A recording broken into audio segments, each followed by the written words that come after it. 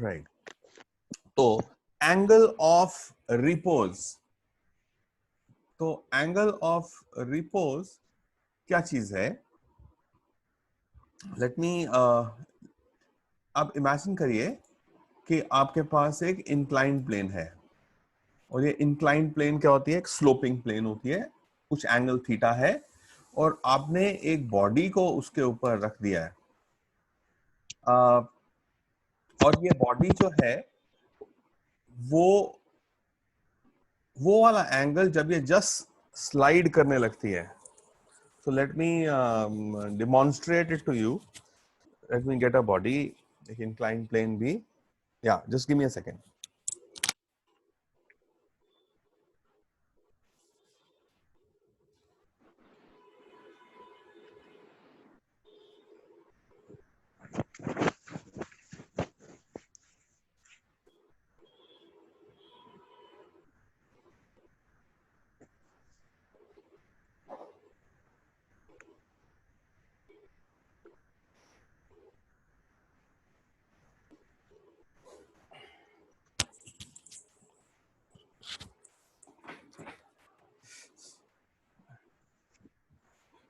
Now let me go to controls.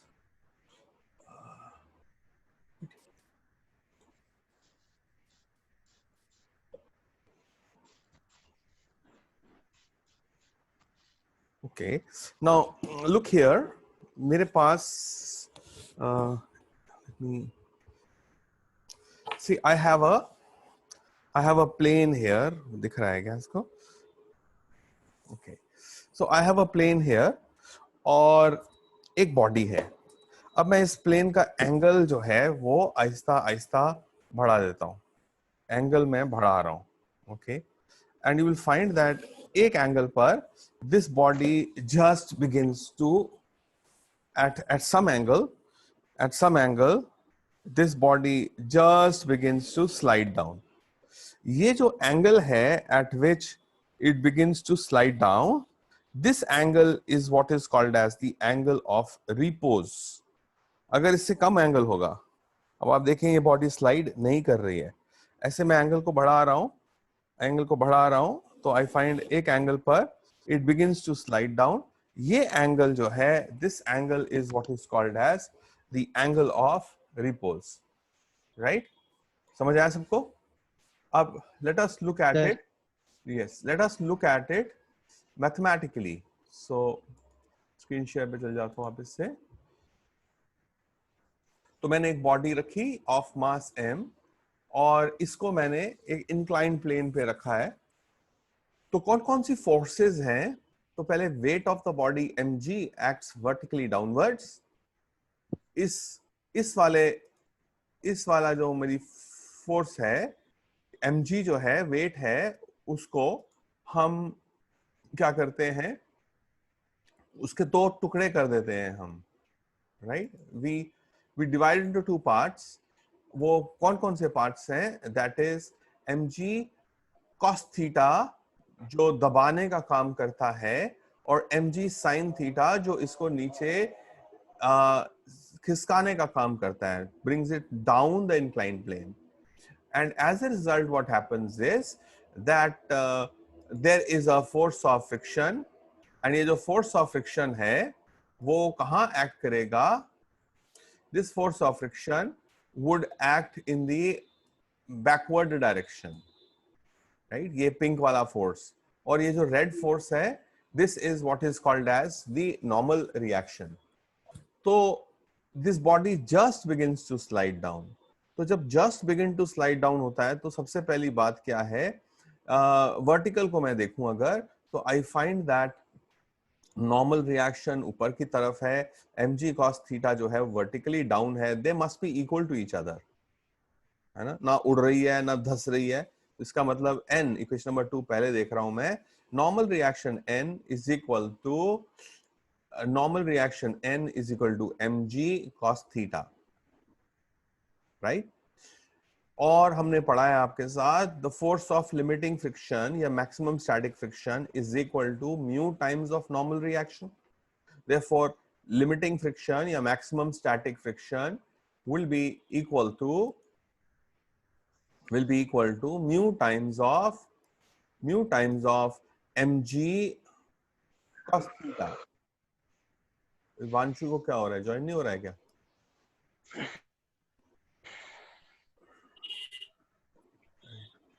Okay, now the limiting friction is mu mg cos theta. Okay, but अगर हम इधर देखें, इन forces को देखें, mg sin theta को और लिमिटिंग फ्रिक्शन म्यू एन है, और नीचे जो खिसकाने का काम कर रहा है वो है mg sin थीटा. सो लिमिटिंग फ्रिक्शन तो mg sin थीटा भी है. फॉर्मूला से limiting friction mu mg cos theta है. सो अगर हम दोनों को कंपेयर करें, बिकॉज दोनों ही तो लिमिटिंग है, so I will find mu mg cos theta will be equal to mg sin theta. So mg gets cancelled and we are left with mu is equal to sin theta divided by cos theta, right? And sin theta divided by cos theta is tan theta. So एक और रास्ता है हमारे पास tan mu को ढूंढने का. Mu को ढूंढने का रास्ता क्या है कि आप जो क्या करो, म्यू को ढूंढने का रास्ता क्या है कि आप एक इंक्लाइन, जैसे मैंने आपको करके दिखाया, आप एक इंक्लाइन प्लेन लो, उसके एंगल को आहिस्ता आहिस्ता बदलो, और आप जिस एंगल पर ये बॉडी जस्ट नीचे स्लाइड करना स्टार्ट कर जाए, उस एंगल थीटा का आप टैन थीटा ढूंढो. अगर मान लो ये थीटा 45 होता तो टैन 45 तो 1 होता है. तो इसका मतलब आपका coefficient of friction mu would have been equal to tan theta. तो अभी तक की ओवरऑल कहानी के अंदर हमारे को क्या सीखा हमने? The angle of the inclined plane at which the body lying on the inclined plane just begins to slide down is called as angle of repose. The importance of this angle of repose is that it helps us to calculate the value of the coefficient of friction mu between the two surfaces. तो mu कैसे ढूंढते हैं? Mu तो हमने बोला था कि mu होता है coefficient of friction, but mu को कैसे ढूंढते हैं? तो म्यू को ढूंढने का एक रास्ता है और वो है एंगल ऑफ रिपोज वाला रास्ता, राइट? तो if you have understood, then please one of you suggest. समझ आ गया अगर आपको, then I will go ahead. Yes, sir. Right. Okay. Yes, sir. Okay. Thank you. Yes, sir. Now दूसरा topic जो आज का है हमारा, नोट्स तो मैं भेज दूंगा आपको, वो है एंगल ऑफ फ्रिक्शन अल्फा. अब अगर इंक्लाइन प्लेन नहीं है हमारे पास, तब भी हम म्यू ढूंढना चाहते हैं, तो एक दूसरा रास्ता है, second way of finding coefficient of friction mu. And this angle of friction काफी यूजफुल होता है कई सारे न्यूमेरिकल्स को भी सॉल्व करने में. तो अब देखो, अब एक हॉरिजॉन्टल सरफेस है, उस पे एक बॉडी, एक ईंट पड़ी है जिसका मास है स्मॉल m, है ना? तो इसका मास है स्मॉल m, और ये जो है तो ये जो है, ये वाली बॉडी पड़ी है, इसको हम ब्लैक फोर्स, ये वाली फोर्स से हम इसको पुल करते हैं, पी फोर्स के साथ अप्लाई करते हैं फोर्स, आगे की तरफ इसको खींचते हैं. फोर्स ऑफ ग्रेविटी mg वो तो वर्टिकली एक्ट करेगा, है ना? mg तो नीचे एक्ट करता है, और mg को बैलेंस करता है ये नॉर्मल रिएक्शन, है ना? ये वाला नॉर्मल रिएक्शन इसको बैलेंस करेगा. या Akarshit Mehra, please speak. Akarshit, you raised your hand.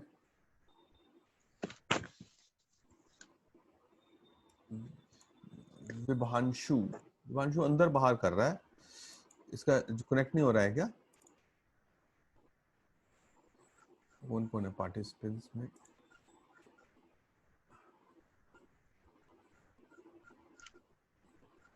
हाँ, ऐसे मत हाथ खड़ा करो ना, यू आर डिस्टर्बिंग. अब ये पूछना नहीं है तो ऐसे फालतू में प्रैक्टिस करते रहते कुछ. So the force of gravity mg acts vertically downwards, normal reaction n acts upwards, the force of pull acts towards the right. अच्छा जी, और फ्रिक्शन कहाँ लगेगी? ये पिंक वाली force, this is the force of limiting friction Fl। ये जो force of limiting friction है वो tangent to the surface act करती है इन द बैकवर्ड डायरेक्शन। सही बात। अब दो कॉन्टैक्ट फोर्सेस हैं यहां पर। दो कॉन्टैक्ट फोर्सेस क्या होती हैं? अब दो कॉन्टैक्ट फोर्सेस कौन कौन सी हैं? ये एक कॉन्टैक्ट फोर्स है और वो है आपकी नॉर्मल रिएक्शन, टच करने से मिली है ना। कॉन्टैक्ट फोर्स क्यों बोलते हैं इसको हम? बिकॉज ये नॉर्मल रिएक्शन ये भी तो टच करने से मिली है, बॉडी जब सरफेस को टच कर रही है। और एक कॉन्टैक्ट फोर्स है, वो है the force of limiting friction, वो भी हमको टच से मिली है। तो ये दो कॉन्टैक्ट फोर्सेस हैं, एक ब्लू वाली नॉर्मल, एक पिंक वाली लिमिटिंग फ्रिक्शन। इन दो फोर्सेस का मैं अगर वेक्टर सम कर दूं, इन दो फोर्सेस का मैं अगर वेक्टर सम कर दूं, then what I will find is that, वो तो एक ये रिजल्टेंट आर वेक्टर आएगा, है ना। हमने वेक्टर्स में आपको पढ़ाया है, resultant of two vectors according to parallelogram law is given by this resultant r vector, है ना, कॉमन डायगोनल। तो लिमिटिंग फ्रिक्शन प्लस नॉर्मल का एक रिजल्टेंट आया R vector, and this R vector makes some angle alpha with the normal, right. So यहां से हम definition हमारी बन जाती है, जरा डेफिनेशन ध्यान से सुने। The angle of friction alpha is numerically equal to, the angle of friction alpha is numerically equal to the angle between the normal force and the resultant of the all right, okay, and the resultant of the contact forces। और ये resultant of contact forces क्या है? ये resultant of contact forces, ये resultant of contact forces जो है वो F vector और एन वेक्टर का, फ्रिक्शन और नॉर्मल रिएक्शन का रिजल्टेंट है। तो ये जो एंगल है इसी को बोलते हैं हम एंगल ऑफ फ्रिक्शन। आइए जरा इस एंगल को थोड़ा और समझते हैं और देखते हैं what is the relation with the angle of repose. Now in triangle ONR, तो हम इस ट्रायंगल की बात कर रहे हैं आपके साथ, ओके। इन ट्रायंगल ONR, ये वाला जो ऊपर वाला रेड वाला ट्रायंगल में शेड कर रहा हूं, इस ट्रायंगल में हम बात कर रहे हैं। In triangle ONR what is tan alpha? ये अल्फा है। टैन अल्फा होता है perpendicular upon base, so tan alpha is perpendicular upon base, and therefore you will have perpendicular क्या हो गया अल्फा का? वो तो हो गया NR, और बेस हो गया ON।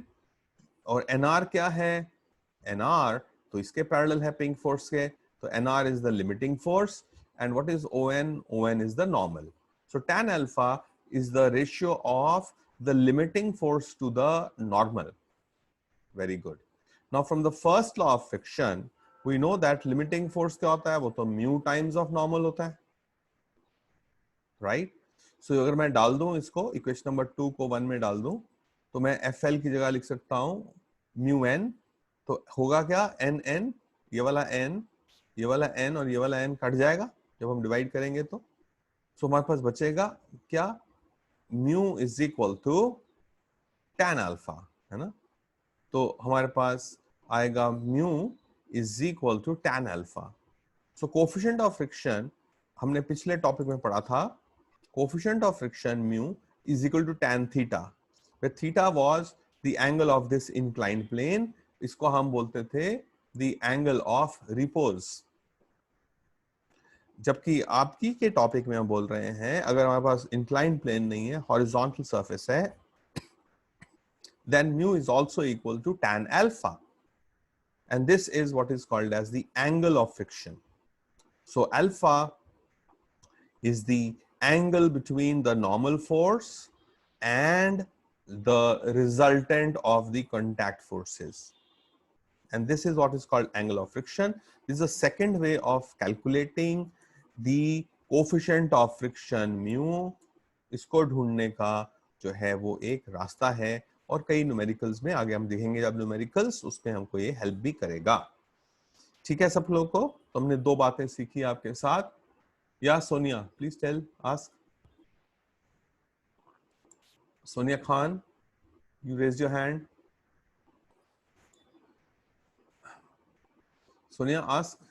You are unmuted. पूछना है कुछ? Okay. Now,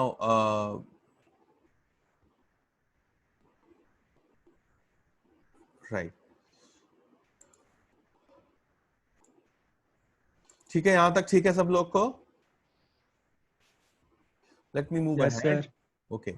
Now, अभी हमने क्या कहा कि कंपेयर करते हैं। अभी हमने पहले टॉपिक से पढ़ा mu is equal to tan theta, where theta is angle of repose, and B में second topic में पढ़ा mu is equal to tan alpha, where alpha is the angle of friction.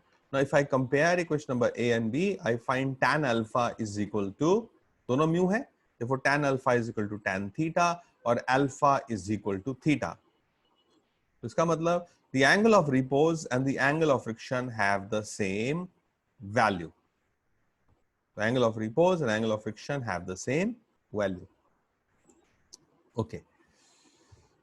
Now the third topic that we are studying today is retardation offered by friction.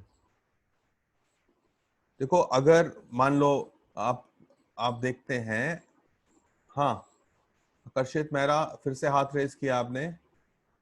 This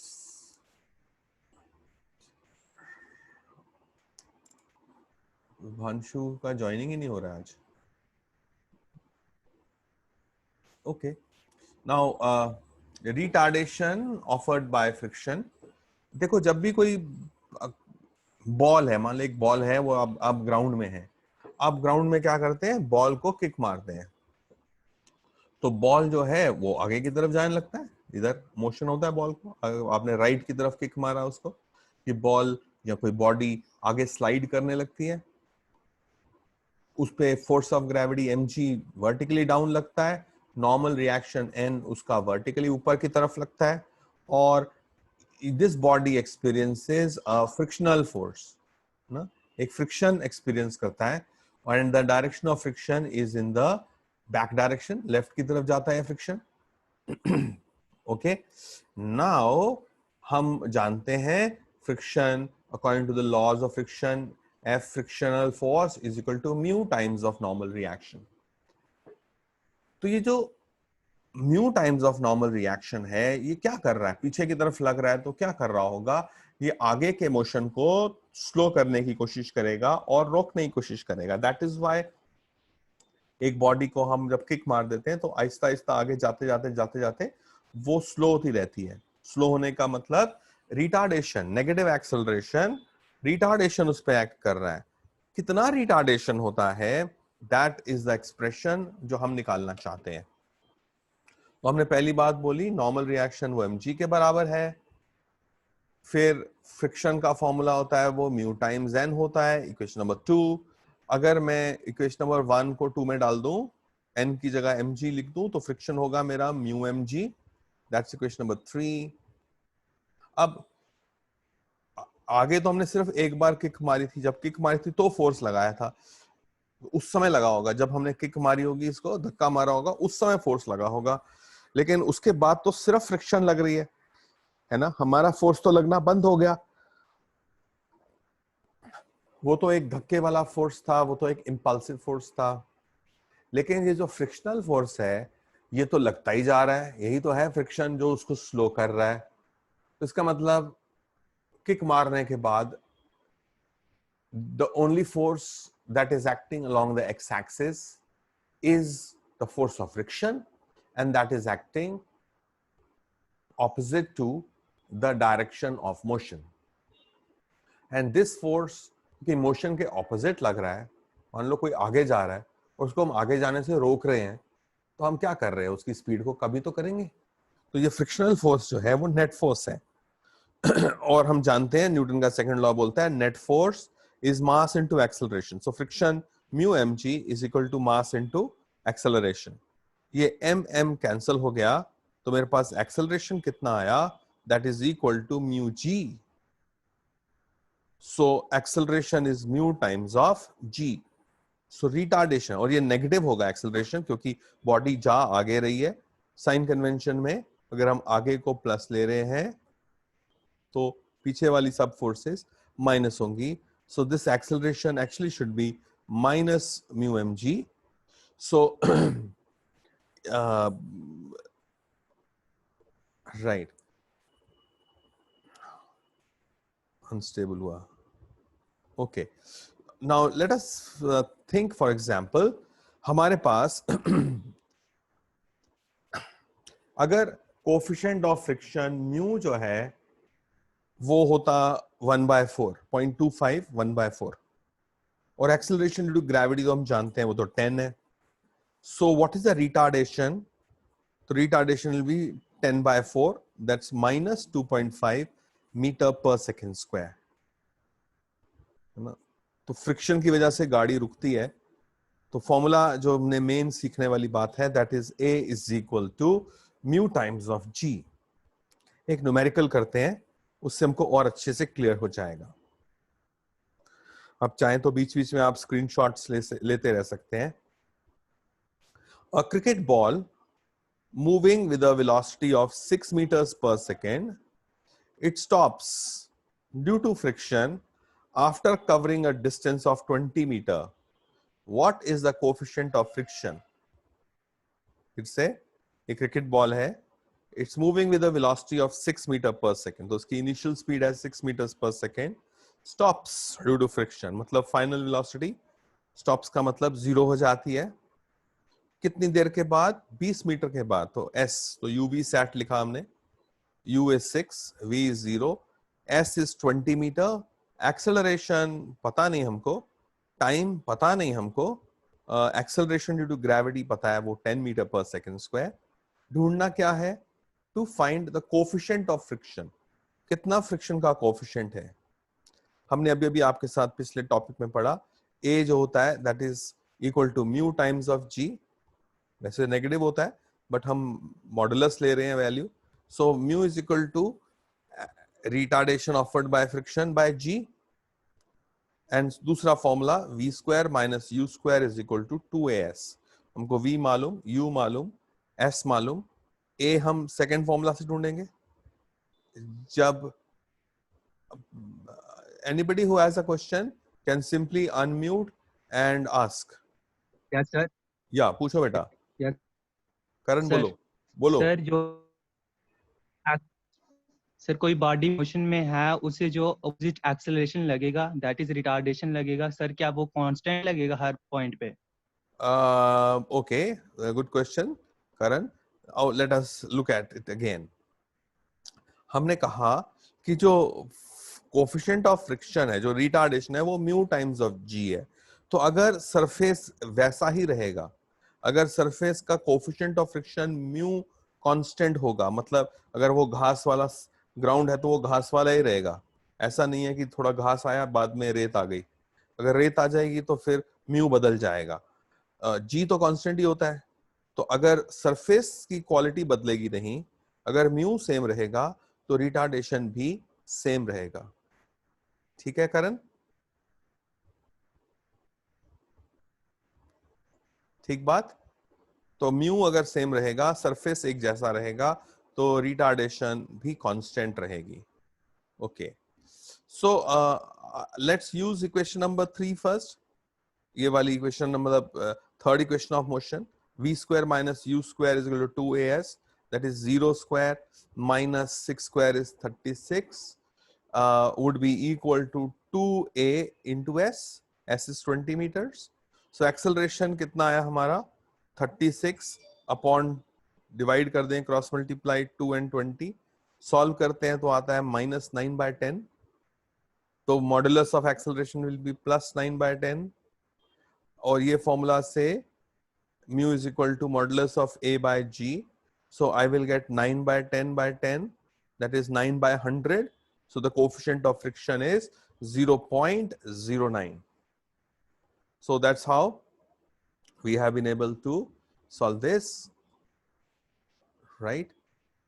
ये अगर आप कोई screenshot लेना चाहे इसका,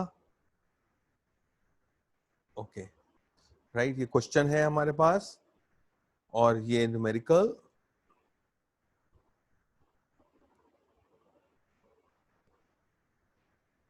आवाज नहीं आ रही है आपकी, ये 8:19 पे आवाज आ रही है क्या मेरी? Am I audible? Hello? Yes, sir. Yes, sir.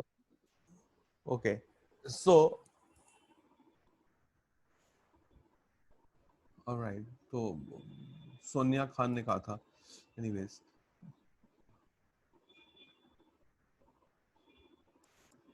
Right. सो ले लिया स्क्रीनशॉट सबने इसका? स्क्रीनशॉट लेना आता है ना Yes, आपको? sir.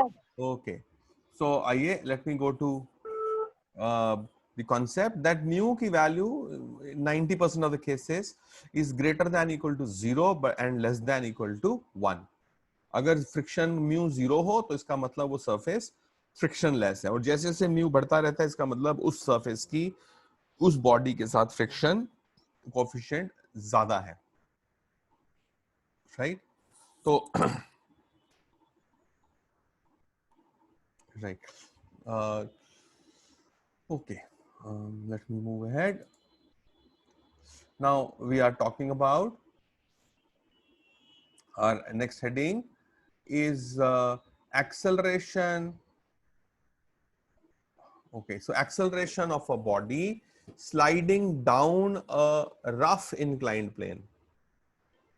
So that's the heading, acceleration of a body sliding down a rough inclined plane. तो एक inclined plane है, अभी अभी मैंने आपको दिखाई भी थी, वो रफ इंक्लाइन प्लेन जो है उसका एंगल कुछ थीटा है, तो वेरियस फोर्सेस को हमने मार्क किया, mg वर्टिकली डाउनवर्ड्स, इस mg के हमने दो टुकड़े किए, एक mg cos थीटा इधर और एक mg sin थीटा इधर। जब हम दो टुकड़े करते हैं तो फिर हम mg को देखना बंद कर देते हैं। सो राइट, तो फिर हम mg को देखना बंद कर देते हैं। Let me see better. Okay, तो नॉर्मल रिएक्शन n जो है बच्चों, वो तो ऐसे ही ऊपर की तरफ लगता है, opposite to mg cos theta, और फ्रिक्शन जो है, क्योंकि ये बॉडी मूव कर रही है तो काइनेटिक फ्रिक्शन होगा, उसका कोएफिशिएंट होता है म्यू के, that is coefficient of kinetic friction into normal reaction. Very good. तो अब आप देखते हैं, और ये बॉडी नीचे की तरफ स्लाइड कर रही है, what is the acceleration of this body, ये ढूंढना चाहते हैं जब फ्रिक्शन भी हो। So acceleration of a body sliding down a rough inclined plane in the presence of friction. Okay, so we have the normal reaction n is equal to mg cos theta, that's equation number 1. Kinetic friction will be mu k into normal reaction, so mu k times normal reaction.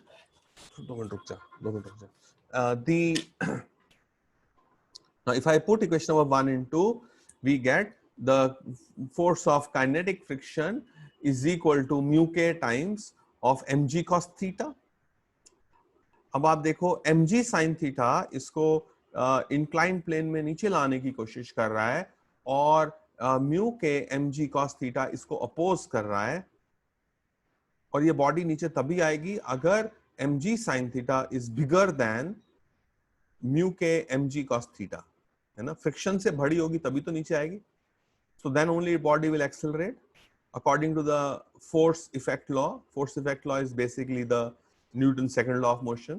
मैं इसको force effect law इसलिए बोलता हूँ कि ये जो force लगती है ना, नेट फोर्स, उसका इफेक्ट होता है, बॉडी एक्सेलरेट करती है।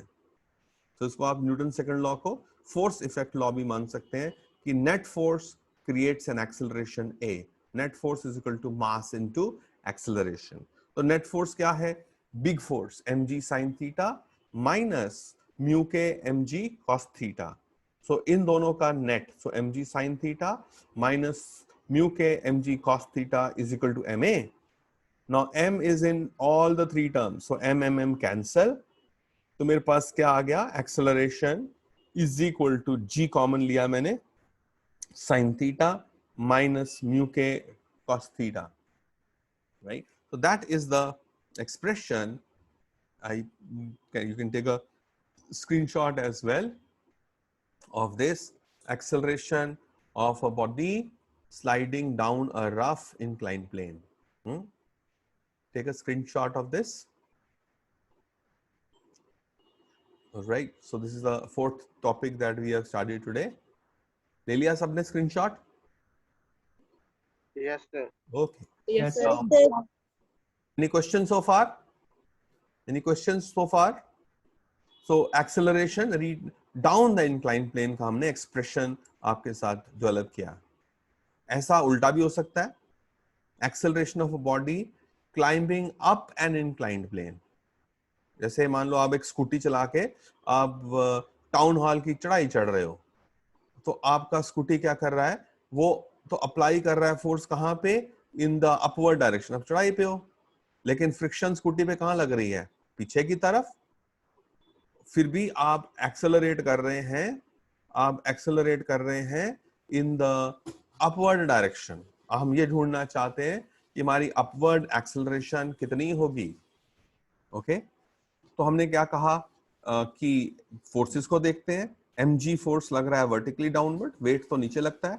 इसके दो टुकड़े हो गए, एक ये mg cos थीटा और एक mg sin थीटा. और फोर्स अप्लाइड है ऊपर की तरफ और ये बॉडी एक्सेलरेट कर रही है ऊपर की तरफ. अगर बॉडी ऊपर की तरफ जा रही हो तो फ्रिक्शन कहां लगता है, पीछे की तरफ. तो ये जो पिंक वाला फोर्स है वो मेरा फोर्स ऑफ फ्रिक्शन है, और वो क्या है, that is equal to mu K into normal reaction. और नॉर्मल रिएक्शन किसके बराबर है, n तो ऑपोजिट है किसके, mg cos थीटा के. So I can say this force of pink force of friction will be equal to mu के mg cos theta. अब आप देखो, अगर मैं प्लेन के अलोंग बात करूं, तीन फोर्सेस हैं. एक अप्लाइड फोर्स जो ऊपर ले जाती है, एक पीछे रोकने वाली mg sin थीटा, दूसरी रोकने वाली frictional force mu k mg cos theta. Therefore, the net force, Newton का second law, force effect law, that is net force is equal to mass into acceleration. Let me take sign convention, ऊपर को plus, नीचे को minus. तो applied force मेरा F वो plus, minus mg sin theta, ये पीछे की तरफ लगता है इसलिए minus, और फ्रिक्शनल फोर्स भी पीछे की तरफ लगता है इसलिए माइनस म्यू के mg cos थीटा. ये तीनों फोर्सेस का रिजल्टेंट क्या करेगा, acceleration, mass into acceleration. Now let me divide all these terms by m. तो आई विल गेट इधर क्या बचेगा मेरे पास, राइट हैंड साइड में सिर्फ a बचेगा. a will be equal to f by m हो जाएगा, m कैंसिल. तो मेरे पास आएगा net acceleration a is equal to force of applied by the scooty divided by the mass of the scooty m minus, यहां पर दोनों terms minus को कॉमन ले लिया, g कॉमन लिया, that is sin theta plus mu k cos theta. Right, so this is the acceleration, in the body when the body is accelerating in up the inclined plane, ऊपर की तरफ जा रहा है. तो हमको फोर्स लगाना पड़ेगा, अपने आप नहीं हो सकता एक्सेलरेट कोई भी body automatically in the upward direction. समझ आया बच्चा लोग? Take a screenshot of this page as well. फिर से समझाने की जरूरत है तो मुझे बोल दीजिए. Right, this class is going to end in another 1.5 minutes. Automatically, this is a message that I am getting. Right, so we have covered sufficient ground today. आप इसका स्क्रीनशॉट ले लीजिए. और अभी आपको, if you have any question from today's topic, then you please ask me.